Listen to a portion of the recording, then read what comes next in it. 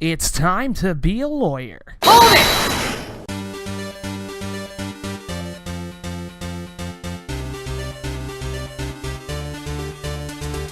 Phoenix Wright is a series that, for the most part, baffles me that it's as popular as it is. Now, don't get me wrong, this isn't a negative review. It's far from it, but I'll explain what I mean. As I'm sure every fan of the Phoenix Wright series knows, it started out as a GBA title back in Japan and received 3 entries. Then, when the Nintendo DS came out, the series would then receive remakes for the system, and the series would only grow from there, spanning many side games and, of course, the continuation of the series onto the 3DS. The part that surprises me is the type of genre the game is, that being a visual novel. Well, for the most part anyways. It's a game that's heavily dependent on text and careful reading from the player, and those usually don't do too well in North America, at least from what I've seen, and yet here this series stands. And I've never played it. Well, at least fully. I've only played the first game up to a certain point, but today, I plan to change that. Let's take a look into a first entry in a series that is beloved by many. This is Phoenix Wright.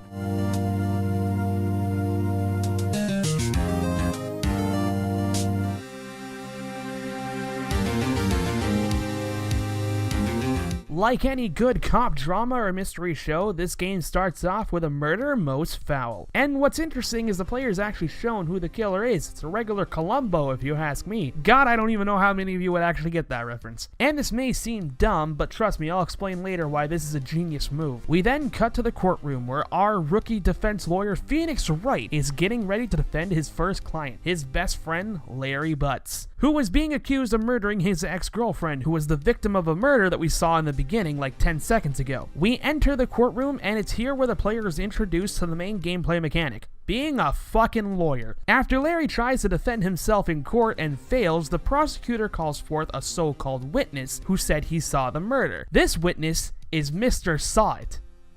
Oh, you clever you. Of course, this is the same man we saw in the beginning, and after reading carefully and pointing out the contradictions, it's proven that Mr. Saw It actually did it. Oh wait, the game actually makes that joke. Oh, fuck me, alright. Phoenix Wright wins the case and saves his best friend's life. And really, this closes out episode 1, or rather part 1 of the game. The game is separated into 4 episodes, each of which the cases get more in depth and require a lot more thinking and examining. I'll go into those in just a little bit. Instead of doing my usual style, where I'll go into the story and stuff like that, what I'm gonna do instead is explain what happens at the beginning of each case, and in the final level portion, I'll conclude what happens in each episode. Cool?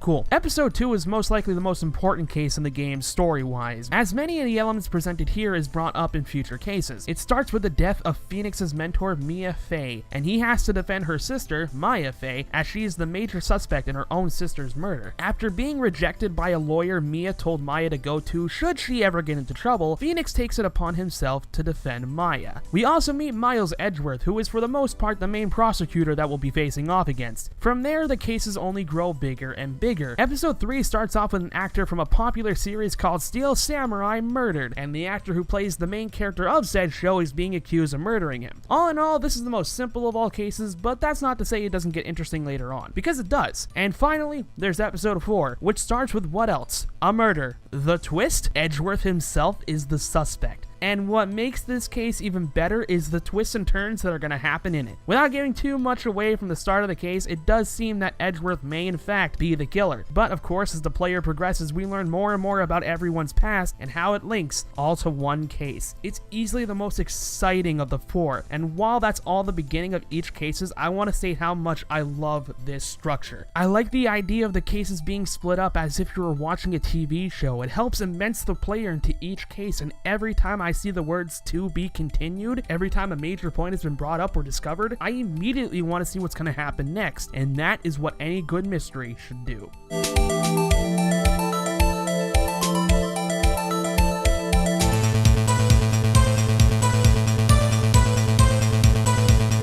As mentioned before, this game is a visual novel of sorts, and what that means is essentially the main things the player is going to see while playing the game are a bunch of character portraits and text. Lots and lots of text. And while this does sound boring, trust me, it's anything but. The team made sure that no matter what the player is looking at, it's always something interesting. And this can be thanks to mostly due to the brilliant sprite work and animation for each of the characters you'll be interacting with. Alongside interesting names, the characters in this game are always expressive and full of movement. The amount of times you'll hear that crash sound every time a character makes an exaggerated action or speech, that is a brilliant way to keep the player's attention focused on them and therefore not making them bored. And the other thing that makes them great is the diversity between each character. No two characters are the same. Gumshoe is that lovable cop everyone has a soft spot for. Edgeworth is that hard-ass prosecutor and yet somehow has a nice heart to him. We all know this. And Maya is the purest thing on this world, and no one can tell me otherwise. No. We are not at that game yet.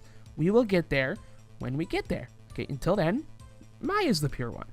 Okay, I'm glad we settled that. Alongside great sprite work, the writing itself is also very engaging. It is simple to understand, yet it's a great way to make the player stay focused. If the script is filled with long and complicated text, I don't think the game would have been as popular as it is today. Of course, the game isn't all text. There are two modes of gameplay, exploration, and of course the meat and potatoes of the game, the courtroom. I'll start with the exploration. After the first case of the game, Phoenix will be visiting many scenes where the murder has taken place or where a key witness resides. And luckily, just like the characters, each setting is also very different to the case at hand. The point of this is so that the player can walk around and find clues by carefully examining each scene closely and by talking to people who may be around and important to the case. This mode, I'll admit, can be a little boring if you're stuck on a specific part because you can't find the right clue or present the right clue or item to someone, but really as long as you have a clear head and think things through, you should be fine. And of course this leads to the courtroom, and oh boy, it is easily the most exciting of the two. This is what all that exploring for clues leads up to. Your job as a defense lawyer is to prove your client innocent. You do this by carefully listening to testimony and pointing out the contradictions that you find. While cross-examining someone, you can either A, press the person to get more information to their testimony, and in some cases making it change altogether, and B, present your evidence with contradictions to whatever the witness is saying. Be careful though, because if you make too many mistakes, your client will be found guilty and it's game over. The sprite work here is some of the best in the game. Every time I see shocked Edgeworth or fed up Wright, I can't help but just giggle. And let me tell you, finding a contradiction and pinning down someone to the point of defeat feels so dang rewarding because of two reasons. A, it's all thanks to your carefulness of reading the testimony and checking the clues over and over again. Finding the things wrong with a statement is only possible because the player discovered it. And damn, that feels rewarding to me. And of course, B, the music. Objection!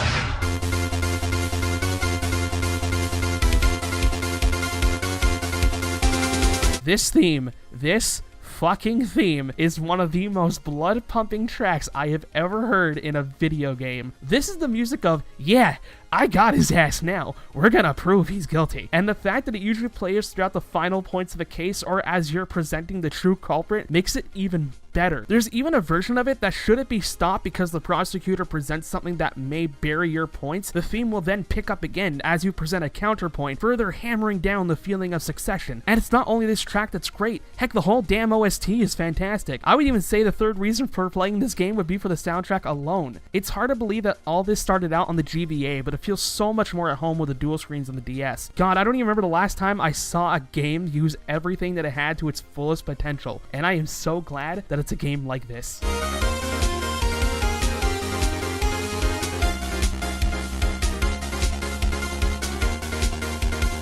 Alright, there's a lot to go through, so I'm going to try to be as brief as possible, but also as detailed as possible.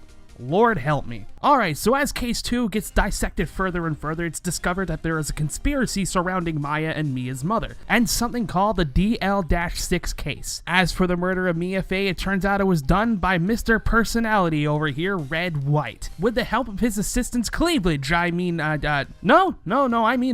Cleavage.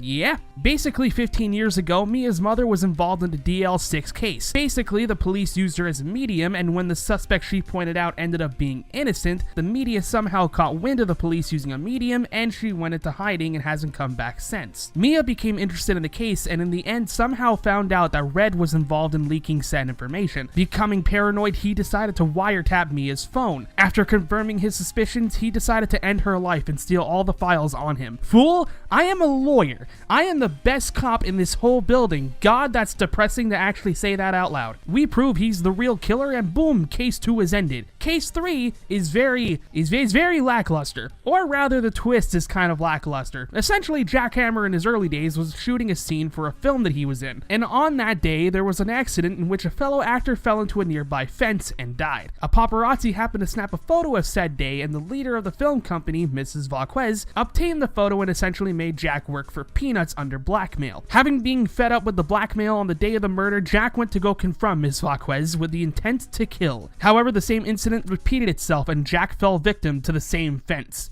Damn you, fence. Then Ms. Vasquez disguised it as a murder and bada bing bada boom, using lawyer powers we prove it was her and she is found guilty and the case comes to a close. And now, the fourth case. Okay, a lot of stuff happens throughout this entire case and I don't want this review to be 30 plus minutes, so I'm just going to go through every crucial point and try to make as much sense as possible. So basically everything revolves around the DL6 incident, as the victim of said case was Miles' dad, who was a lawyer defending a client against Von Karma. Whilst Von Karma ended up winning that case, Edward's dad did find a flaw within Von Karma's evidence and he was struck with a penalty, hitting his perfect record. This ended up with Miles, his dad, and the bailiff in an elevator after the court ended, and an earthquake had made it stopped. In that time, Edward's dad was shot and killed, and this is the DL6 incident. And the victim of the current case was the prosecutor of that case. So it was figured that Miles did a sort of revenge act. Of course, using his powers of lawyerism, I don't even think that's a word, Phoenix proves it was Miles and is set free. Until Miles declares that even though he may have not killed the man in question, he was the one who killed his father. Why?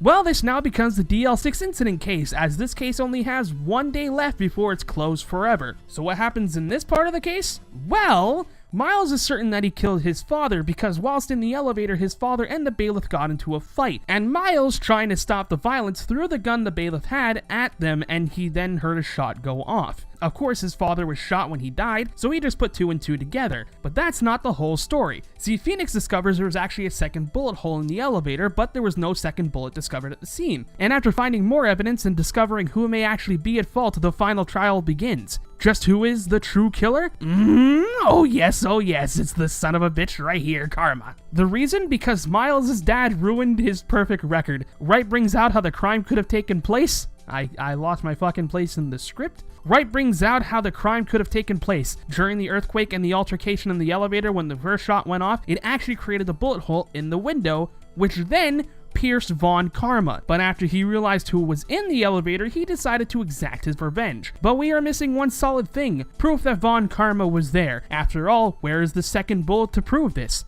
Well, it's still in his fucking arm. And we know this because we used the metal detector on him. Jesus Christ, this case, I swear to God. Well, of course, Von Karma loses sanity. Miles is not only found not guilty, but has closure on the case which affected him for so long. Maya decides that she should return to her village in order to continue her spirit minium training, and will return when she is all finished. We say our goodbyes for now, and with that, we finally reach the end. And man, you know what? I honestly love this game, and fuck. Yes, there is one final case which was added specifically to the DS port as a bonus case, and I don't want to ramble on too long, so I'll just speak about this case in brief. All in all, I thought the case was a lot of fun. It brought new gameplay elements, making it stand out on its own, and the case was genuinely brilliant, bringing interesting twists and turns along the way. I didn't really feel finished with this case until those credits ran, and again, without going into too much, yes, this is basically just a filler case, but it's a damn good filler case. Even the ending, whilst in ways is happy, still has each person who committed a crime pay for their dues. It's a nice little case, and yes, it's a bit long, but it's a bunch of fun all throughout. Ended up being my favorite case in the whole game. I'll be completely blunt here. I absolutely loved this game. A lot. Everything about this game is done right. Characters are charming and lovable.